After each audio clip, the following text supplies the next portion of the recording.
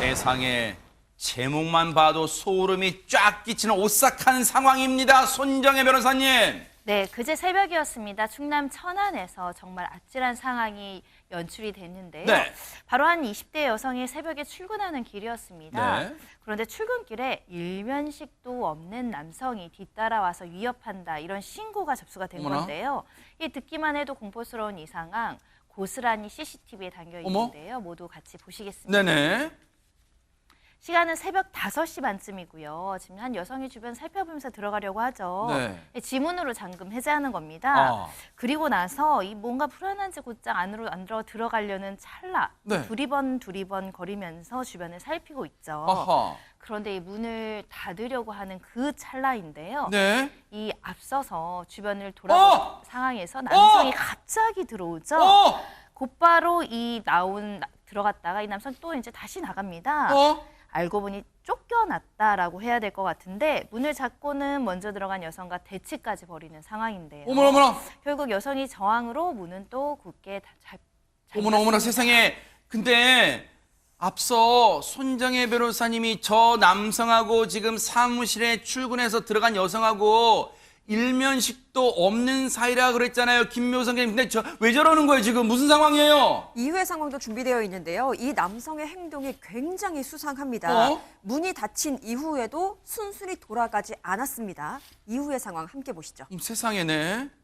밖으로 쫓겨난 이 남성, 문은 굳게 닫혔지만 자리를 떠나지 않고 여전히 사무실 앞에 서 있습니다. 어머머머. 문 옆에 창문을 보니까요, 여성도 굉장히 불안하겠죠. 자리를 떠나지 않고 상황을 지켜보고 있는데 머리를 부여잡은 이 남성, 어머머. 이번에는 비틀비틀 거리더니요. 주차 표지판을 붙잡고 또 한참을 서 있습니다. 저 인간 뭐 하는 거예요 지금? 그런데 또 잠시 후에 화면에서는 완전히 사라져버렸거든요. 네. 이제 포기하고 간 건가 싶었는데 어머나. 아니었습니다. 다시 문 앞으로 돌아온 이 남성, 이제는 막 문을 두드리죠. 하지만 여전히 문은 굳게 닫혔는데요.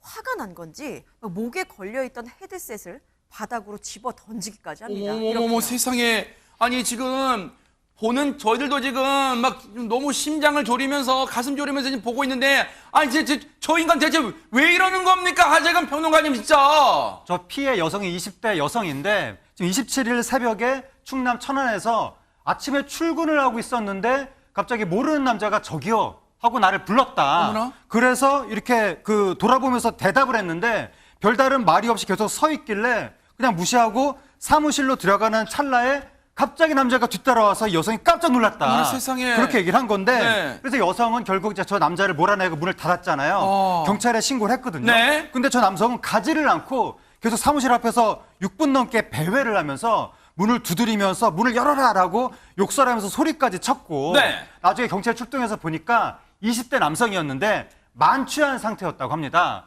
경찰이 저 남성의 신원을 확인하고 귀가 조치했는데 뭐라고요? 그런데 이제 무서운 게 있습니다. 뭐가 무섭냐면 네. 저 여성이 들어간 사무실 있잖아요. 네. 그 사무실 맞은편에서 지금 오피스텔에서 거주하고 있다는 거예요. 세상에. 저 여성 입장에서는 정말 무서울 것 같습니다. 얼마나 황당해요. 저런 인간을 그냥 경찰이 신원을 확인한 뒤에 귀가 조치를 시켰대요. 피해 여성뿐 아니라 회사 관계자도 나중에 이 소식을 전해 듣고 크게 분노했다는데요. 얘기 들어보시고 이어가 보도록 하겠습니다. 술 먹고 이성이 없다라고 하는데 이성이 없는 놈이 추워서 들어갔다고 경찰한테 1차 진술을 했습니다.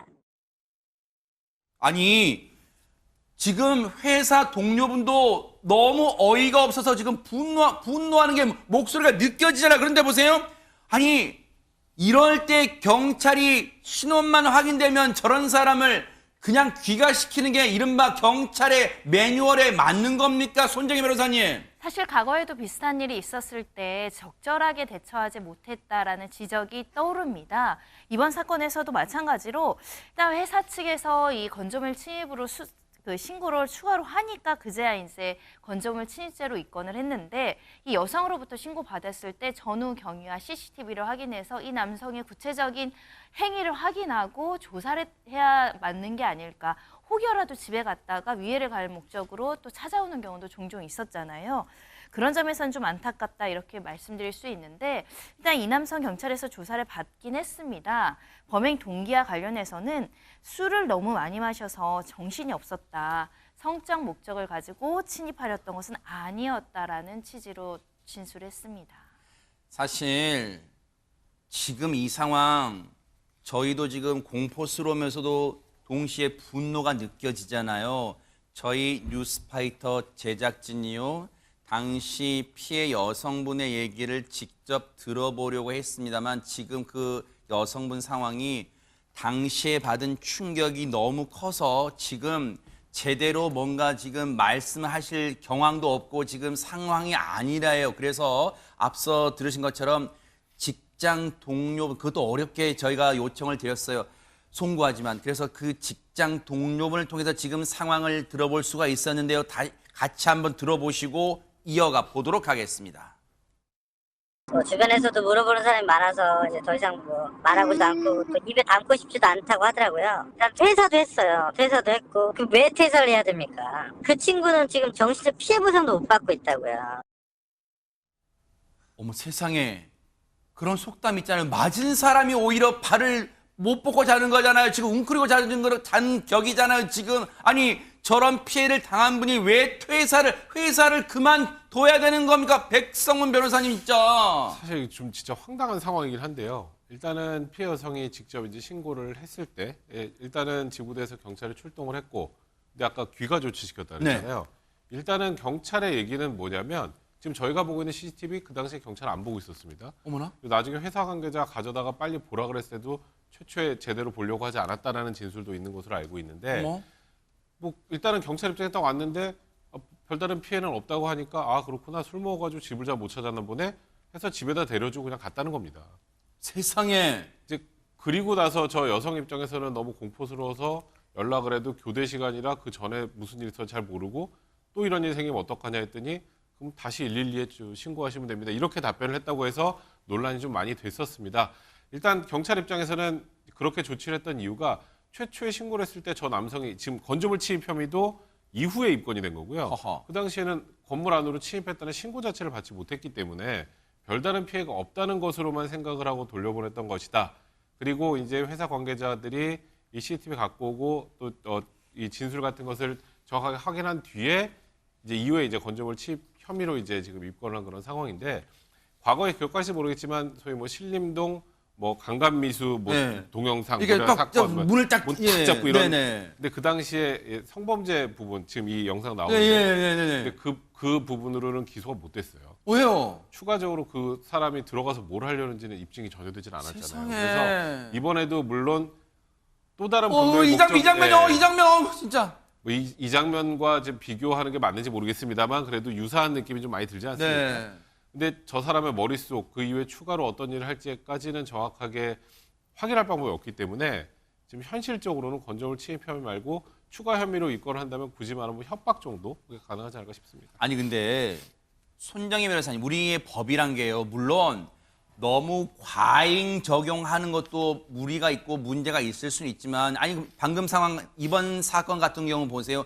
꼭 그러면 어떤 큰 일이 일어나면 어떤 강력 사건이 일어나고 저 여성분이 진짜 어떤 신체적 물리적 피해를 당해야만 그때가 처벌하는 거예요. 아니 이런 경우 있잖아요. 이런 상황 정말 피해자분이 지금 정신적으로 큰 충격을 받았어요. 퇴사까지 했어요. 그래 저 남자한테 어떤 큰 죄도 물을 수 없다는 게 이 나라가 어떻게 된 겁니까 진짜. 저는 좀 약간 의아스러운 게 아까 최초에 신고했을 때 분명히 사무실에 뒤따라왔다, 문 열었다라고 신고했을 것으로 추정이 되거든요. 네. 그럼 그 자체는 이 주거 침입, 건조물 침입에 대해서 피해 신고가 있었던 겁니다. 아하. 그런데 그에 대해서 구체적으로 확인하지 않았던 점이 조금 안타깝고 너무 이 사안을 경미하게 보는 거 아닌가. 실제 어떤 큰 일, 끔찍한 범죄가 이루어져야만 사후적으로 처벌하는 것도 경찰의 업무지만 기본적인 치안과 범죄 예방을 해서 앞으로 발생할 수 있는 범죄를 막는 것도 경찰의 본연의 업무이거든요. 그렇죠. 이렇게 철저하게 수사하는 모습이